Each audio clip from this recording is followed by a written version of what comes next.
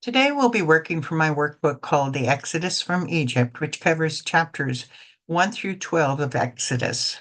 Looking at the table of contents, come on, there you go. We have gone through the first 80 years of Moses' life.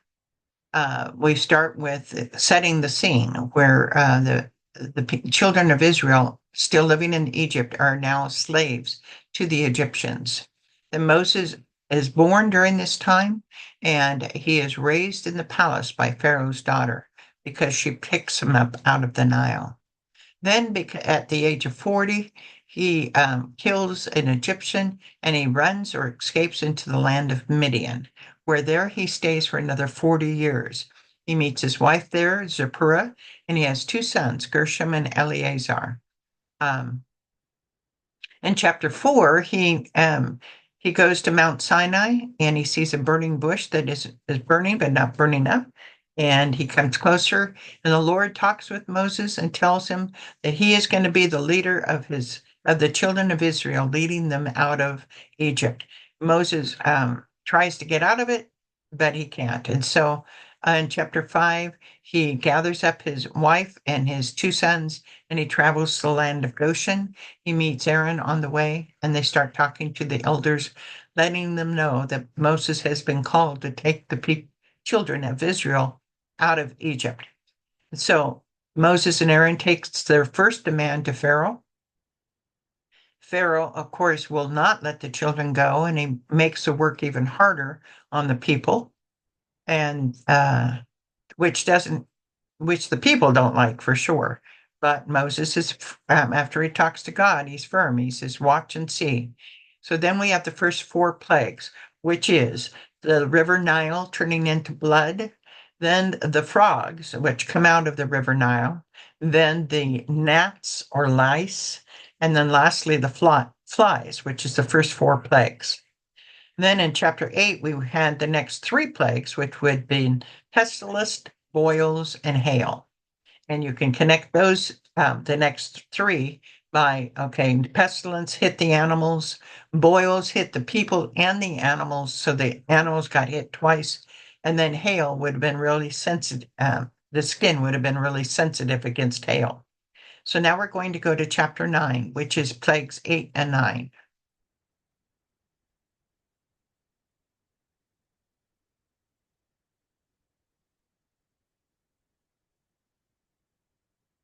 Plagues 8 and 9, Exodus 10, 1 through 29. Exodus 10:1. Now the Lord said to Moses, "Go into Pharaoh, for I have hardened his heart and the hearts of his servants, that I may show these signs of mine before him, and that you may tell in the hearing of your son and your son's son the mighty things I have done in Egypt, and my signs which I have done among them, that you may know that I am the Lord." God hardened the heart of both Pharaoh and his servants. God gave two reasons why he was going to harden their hearts. They are, I may show these signs of mine before him, and that you may tell to your sons of your son, may tell in the hearing of your son and your son's sons the mighty things that I have done in Egypt. The reason why God wants these events retold is so that the Hebrews know that He is the Lord. Since the start of the plagues, we have been given two reasons for the plagues by God. The second one is listed here. Let's see if we can rewrite the first one. Exodus 7:5. Exodus 7:5.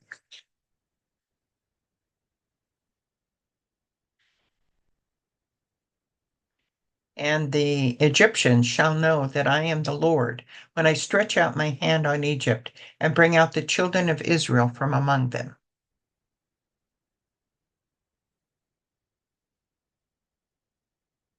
So the scriptures continue.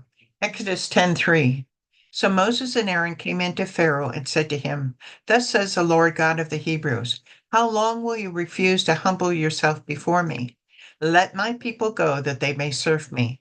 Or else, if you refuse to let my people go, behold, tomorrow I will bring locusts into your territory, and they shall cover the face of the earth, so that no one will be able to see the earth, and they shall eat the residue of what is left, which remains to you from the hail.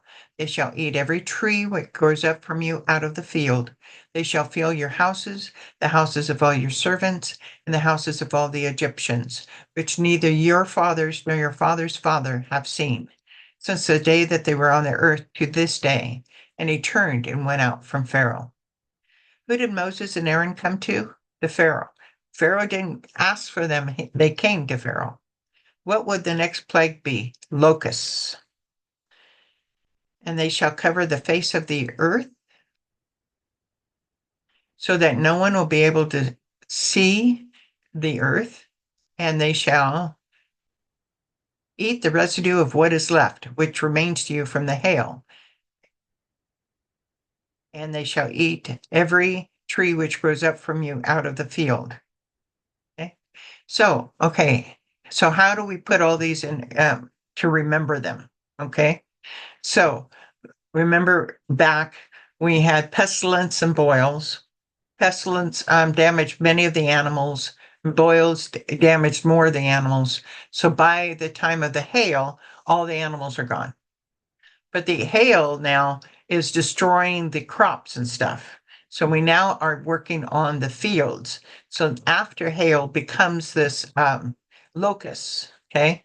So the hail destroyed much of the crops. The locusts are going to destroy the rest of the crops. So we have gone from affecting the water supply, which then changed, of course, but then affecting the animals, the domestic animals. So now they're all scarce. Now we're hitting all the vegetation, so that's very scarce. So that's kind of how you remember that is the animals are basically taken care of, killed off. Then there's nothing for the animals to be killed off. So then we have the hail, which affects the vegetation, and then the locusts, which will clear off the balance of the vegetation. Okay. So what had been left from the plague of hail? Some of the trees, whatever, some of the trees were left. They were broken, but they were left. And what did these trees look like before this plague? They were broken. Okay. Exodus 10:7. Then Pharaoh's servants said to him, how long shall this man be a snare to us? Let the men go, that they may serve the Lord their God. Do you not yet know that Egypt is destroyed? So Moses and Aaron were brought again to Pharaoh, and he said to them, go, serve your Lord your God. Who are the ones that are going? And Moses said, we will go with our young and our old, with our sons and our daughters, with our flocks and our herds we will go, for we must hold a feast to the Lord. Then he said to them, the Lord had better be with you when I let you and your little ones go. Beware, for evil is ahead of you. Not so, go now, you who are men, and serve the Lord, for that is what you've desired. And they were driven out from Pharaoh's presence. So Pharaoh is willing to release the men, not the women and children. And he says, no, that it will be quite a risk for all of you, which, he doesn't know the God of the Hebrews. So, number one, then Pharaoh's servants said to him, how long shall this man be a snare to us? Let the men go so that they may serve the Lord their God. Do you not yet know that Egypt is destroyed? So the servants were willing to give in for sure, but they still need the servants of their household. And of course, the women were more servants of the household. When Pharaoh brought Moses and Aaron back, what did he ask them? Who are the ones that are going this time? Moses' answer was, we will go with our young and our old, with our sons and our daughters, with our flocks and our herds. We will go, for we must hold a feast to the Lord. Pharaoh's reply was, the Lord had better be with you when I let you and your little ones go. Beware, for evil is ahead of you. Another translation explains this verse better. He said to them, the Lord will need to be with you if I release you and your dependents. Watch out, trouble is right in front of you. Basically, I'm not going to let you all go, is basically what he's saying. There's just no way. Who is Pharaoh willing to let go? The men. The men are willing to go and feast. Why? Because they're going to come back to their women. Exodus 10:12. Then the Lord said to Moses, stretch out your hand over the land of Egypt for the locusts, that they may come upon the land of Egypt and eat every herb of the land, all that the hail has left. So Moses stretched out his rod over the land of Egypt, and the Lord brought an east wind on the land all the day and all the night. When it was morning, the east wind brought the locusts, and the locusts went up over the land of Egypt and rested on all the territory of Egypt. They were very severe.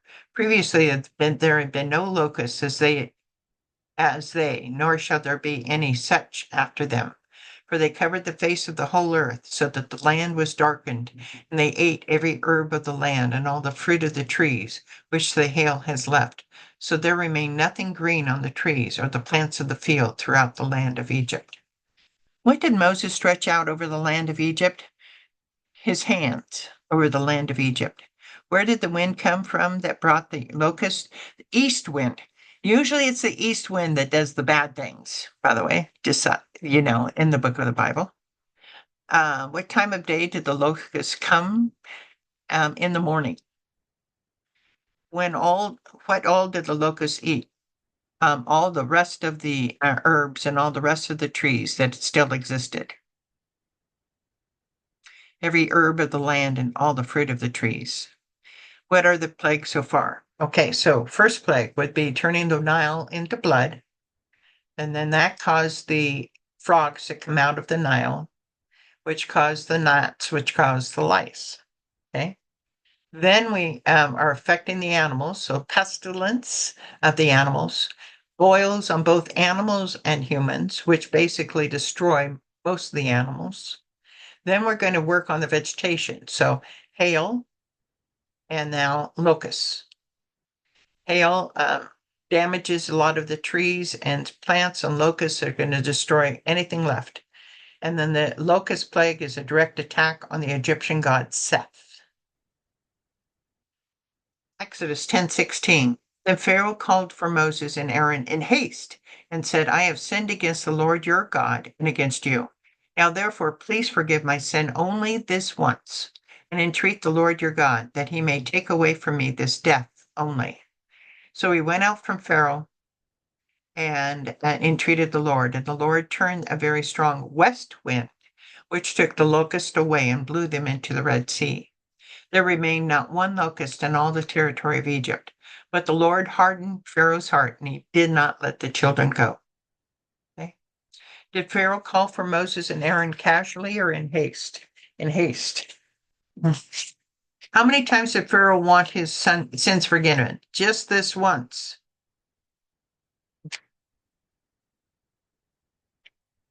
Okay. Entreat the Lord your God that he may take away from me this death only. So he's more interested in himself than any other place. Based on 3 above, was Pharaoh thinking of his people and how they have suffered? Absolutely not. Just about himself. Where did the wind come from that blew the locusts away from Egypt? The west wind. East wind is usually bad. West winds are usually good. Where did the wind blow the locusts to? Into the Red Sea. Although this is the location of the area known as the Red Sea during the time of Moses, right there, presently it's known as the Gulf of Suez, which now empties into the modern day Red Sea, which lies below Saudi Arabia. Okay. Yeah. Then the Lord said to Moses, stretch out your hand toward heaven, that there may be darkness over the land of Egypt, darkness which even can be felt. That's pretty thick darkness. So Moses stretched out his hand toward heaven, and there was thick darkness in all the land of Egypt for 3 days. They did not see one another, nor did anyone rise from his place for 3 days. But all the children of Israel had light in their dwellings. Okay, so how do we connect these? We've got okay, hail, and then locusts, and the locusts were taken away. They've destroyed the crops and destroyed the so all the trees are gone, all the crops are gone, all the animals are gone. So darkness doesn't have anything particular, although it now is personal again. They can't even, it's so thick, they can't even see one another. They can't even move around. They're totally limited in what they can do. Did Moses and Aaron warn Pharaoh of this next plague? No, they did not.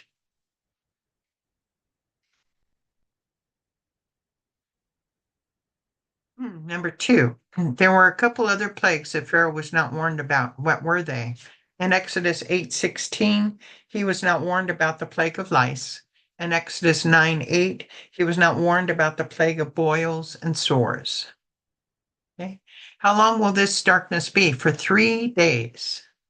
Who still has the light in their dwellings? The Israelites. This darkness was so thick it had a unique quality. What was it? It could be felt. Now, how does darkness felt? And a lot of people have debated about this. I don't think it's so thick you can feel it physically, but it probably felt mentally. That, I mean, if you're in a dark place where you cannot see anybody or anyone, and it goes on forever, that's very scary to people. Not scary as far as horror, but just scary as far as you cannot connect to anything. You cannot see anything, you cannot do anything. There's nothing you can do. So that's what I think can be felt. The scriptures, excuse me, continue. Exodus 10:24.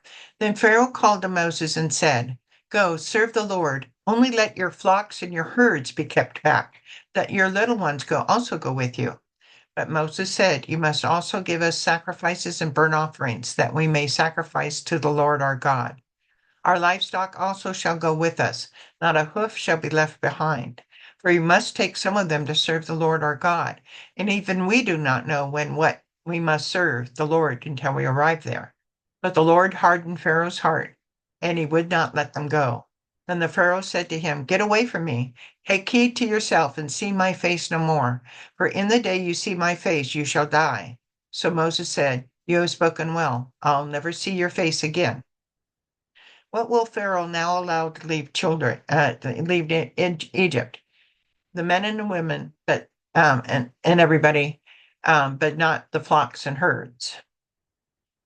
What did Pharaoh insist could not go with the Hebrews? The flocks and herds. Did Moses and Aaron agree with Pharaoh's command? Nope.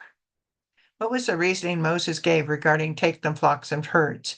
First of all, we need them to sacrifice, and second of all, we don't know what else God is going to ask of us. Does Pharaoh allow this? No. Pharaoh said, Get away from me, for in the day you see my face, you shall die. Moses tells Pharaoh that he will never see what again? I will never see your face again. So we've come to the end of this chapter and near the end of my voice here. Sorry about that, but my voice doesn't last as long as it used to. So, number 2, to end the plague of darkness, Pharaoh is willing to let the people go, but not their flocks and their herds, right? Right. Number 6, how many days was the plague of darkness? 3. Number 7, plague 9 was darkness. Number 1, plague 8 was locusts. When God took the locusts away, a west wind blew them into the Nile Sea, into the Red Sea. I'm sorry, into the Red Sea. Before the plague of locusts, Pharaoh was willing to let only the men of Israel go. Which wind brought the locusts, east or west? East. So that's the end of this chapter. I hope that you enjoyed it. Thank you. Bye now.